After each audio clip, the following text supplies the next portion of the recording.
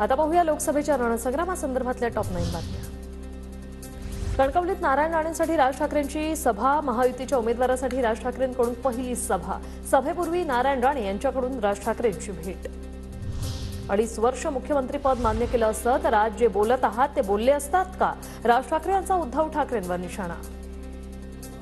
समजा असं पकडूया की त्यावेळेला भारतीय जनता पक्षाने मान्य केले असते तुमची 2.5 वर्ष, आज बोलला असतात का? हे कारण सत्तेचा बोळा कोंबला असं तोंडात, ती गोष्ट हिरावून घेतली म्हणून आग लागली खाली। गुजरातकडे उद्योग पळवणाऱ्या भाजपला मनसेने बिनशर्त पाठिंबा दिला। मनसेच्या सभेवरून आदित्य ठाकरेंचा टोला। एकच आहे, मनसेचे कार्यकर्त्यांना मी परत एकदा विचारीन की जे सगळे उद्योग भाजपा गुजरातकडे पाठवत आहे त्यांना त्यांनी बिनशर्त पाठिंबा कधीपासून दिलेला आहे?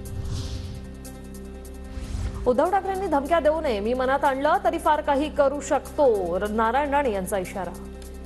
या रस्त्यात येऊ नको, लोक राजकारण आहे, निवडणूक आहे, काय बोलायचं बोल, पण हे मार्गाने धमक्या बिमक्या देऊ नको म्हणा।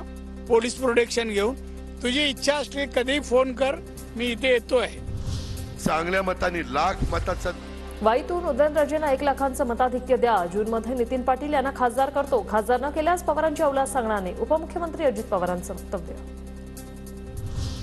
भाजप आणि नरेंद्र मोदींचे खायचे आणि दाखवायचे दात वेगळे, प्रकाश आंबेडकरांची टीका। 2014 पासून 17 लाख हिंदू कुटुंबियांनी भारताचं नागरिकत्व सोडलं, बजरंग दलाने मुस्लिमांपेक्षा हिंदूंवर जास्त अन्याय केलाय, आंबेडकरांचा हल्लाबोल। ज्याला आमदार व्हायचं आहे तेच जात बदलतात, महादेव जानकर यांनी उत्तम जानकरांवर केली टीका। उत्तम जानकरांनी आपल्या अवकातीत राहावं असं म्हणत केला घणाघात। जात बदलायची आणि आमदारकी लढवायची कुठलं असतंय का? असं हा, स्वतःला काय बेस नाही, काय बी कुणाला बदलायचं हे करायचं, आपल्या अवकातीनं आपण राहावं, आपली काय लायक आहे? आरक्षण देतो म्हणून फसवणाऱ्यांना खाटकाची गरज होती म्हणून मी धनगर खाटीक झालोय, महादेव जानकरांच्या टीकेला उत्तम जानकर यांचं उत्तर। दिंडोरी लोकसभा मतदारसंघाच्या उमेदवारीवरून माकपची उद्या महत्त्वाची बैठक। जेपी गावित उमेदवारी अर्ज कायम ठेवणार की मागे घेणार? बैठकीनंतर उद्या भूमिका मांडणार।